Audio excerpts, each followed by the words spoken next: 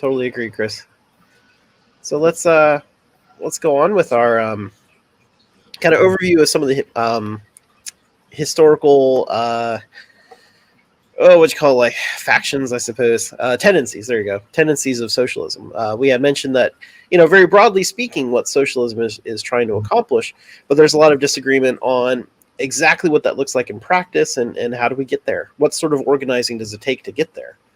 And Chris brought up just now a bunch of important questions to ask about, like, for example, um, does your political party need to be independent? And that's an important question to ask uh, when we're looking at implementing our socialist vision of the future and how to organize for it. So we'll come back to that in a minute as we're discussing some of these tendencies.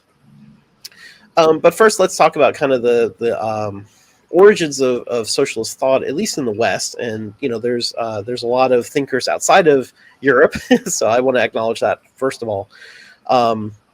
But these are probably some names that you'll run into fairly commonly. So where did all the socialist thought come from? Well, it really grew actually kind of together with the growth of capitalism. That as the feudal era ended, and Europe transitioned to this more, mercantile, business-oriented, royalty sort of thing that eventually became capitalism.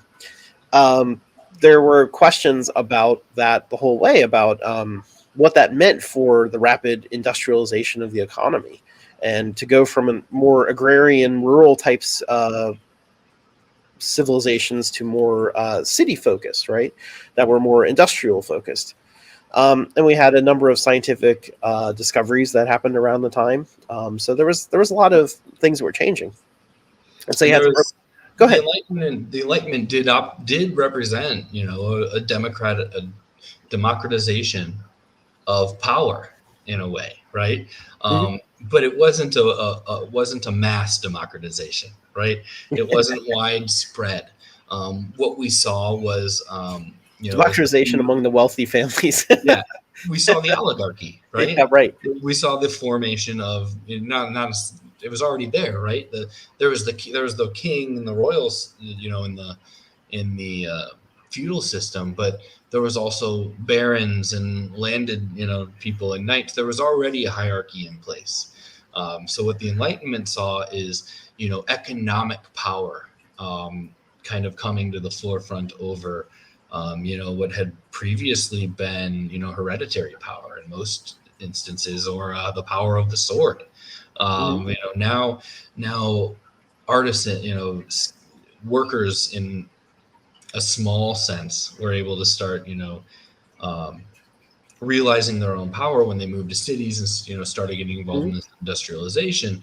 But the people who really gained were those that were already in positions of power, that were able to finance, that were able to purchase, that were able to trade and sell, and that were able to, go and find and exploit new markets. So, from a traditional, orthodox Marxist sense, this progression had to happen the way it was, right? Socialism couldn't have come, socialism can't rise until feudalism evolves into capitalism. It's a process that we're moving through, and if we're being, optimistic, it's a process that, like I said, in the European Enlightenment, it did represent a level of democratization of power, right? It did. There more people had a little more power, right? And then the myth of capitalism, the American dream, will tell you that capitalism expanded it greatly beyond that. But we know from experience, 60% of people, I think, live paycheck to paycheck, and about the same number of people in the U.S. at least have less than $1,000 in the bank account, right? So it really hasn't. We know it hasn't expanded like that. But optimistically, as we build for socialism, that's our goal: is to expand, that democratization of power out and out and out and out until it includes everyone. So it's important to go back pre-capitalism, right, and understand how these things evolved, because none of this stuff happens in a vacuum. right? And what capitalism, what mercantilism, or looked like, depended on what feudalism looked like, and what capitalism, early capitalism looked like, depended on what mercantilism looked like, right? Because people already had a step up. It's one of the arguments I always make to libertarians. Okay, let's try your idea. You support the absolute universal, reapportionment of wealth, then, right? If we're going to try libertarianism and see if it succeeds or not, we all need to be on the same level. And their answer is always no, no, no, no, no, no, no. Right? They want to maintain that privilege into the new system so that they can then better exploit the new system.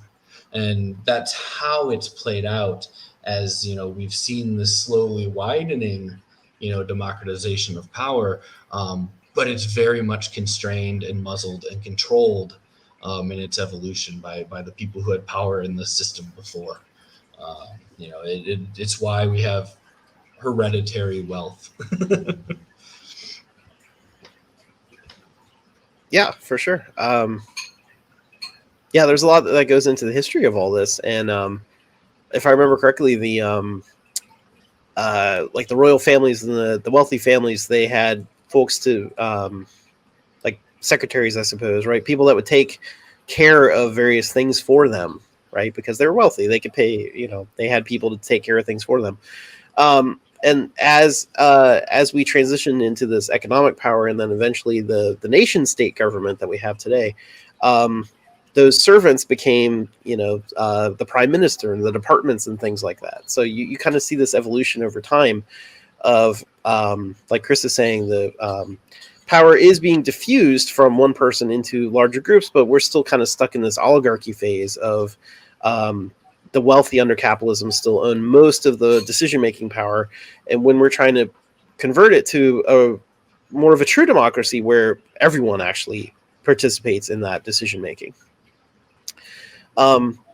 So some of the influences along, a lot of history was happening around the time. And so there was a lot of influence that eventually informed socialism that came from various philosophers, people who were thinking about social relations, again, moving from rural to urban and agrarian to industrial. And as all these things were happening, people were thinking about the change in the social relations, the relationships between people and communities that was new at the time, right? This urbanization effect was a very new thing in history. We didn't have large cities like this in the same way. So it meant a lot of change, and a lot of people were thinking about it. We had philosophers think about epistemology, which is the study of knowledge. How do we know what we know? How do we know what truth is, essentially? Right. We had philosophers discuss ethics, like how do we know what's the right thing to do in any particular circumstance, which became a big question as you urbanized and all, right? As society changed, you began to ask questions like, is this change the ethical thing to do? Is it the right thing to do? And you also had the growth of logic and the scientific method, where people were starting to try to create more formal systems for thinking about problems and trying to find solutions that made sense, that actually were very rational solutions. And so, all of these concepts came together and informed, big explosion in scientific and industrial growth, but also in growth of understanding societies and people. And that's what eventually led, of course, to folks in the socialist movement. And the early ones started off, they're known today as the utopian socialists. And they kind of brought this philosophical concepts forward to think about, what does an ethical society look like? Well, it looks like a socialist society, and it looks like this. And we had some folks like, I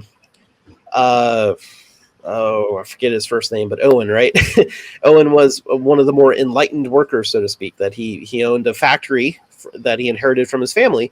And he thought, like, well, it's not really right for me to be exploiting people. Let me try to put the workers in charge of the factory. And, maybe that would make it more fair to everybody. And so you saw people kind of trying to experiment with these socialist ideas, but they usually were these kind of top-down models. Like I said, Owen trying to just say, like, we're just going to have socialism in my factory because I said so, because I'm the owner. And so, that's a very different concept than what we have today. But, these ideas were beginning to be discussed and evolve, both among different groups of people. Owen was a key originator of the idea of a co-op. Yes. Not necessarily socialism, but workplace democracy within Right. the broader capitalist system. Right. Exactly. So you had various experiments with like co-ops and how to be more fair to workers, and that eventually grew into the more socialist movement as we would know it today, which is a movement of the workers themselves to gain democratic say in structure.